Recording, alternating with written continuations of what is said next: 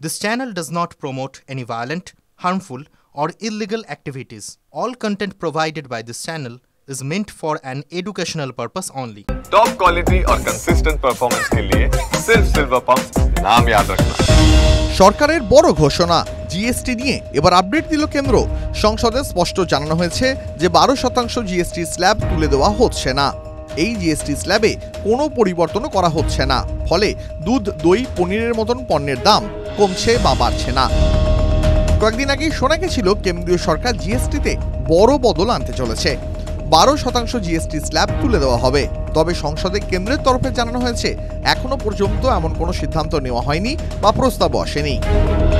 গত 21শে জুলাই লোকসভায় অর্থ প্রতিমন্ত্রী পঙ্কজ চৌধুরী স্পষ্ট জানিয়েছেন, পণ্য ও পরিষেবা কর বা জিএসটির হার এখনই কমানোর কোনো প্রস্তাব নেই। জিএসটির হারে যে কোনো পরিবর্তন জিএসটি কাউন্সিলের সুপারিশের ভিত্তিতে সিদ্ধান্ত নেওয়া হয়।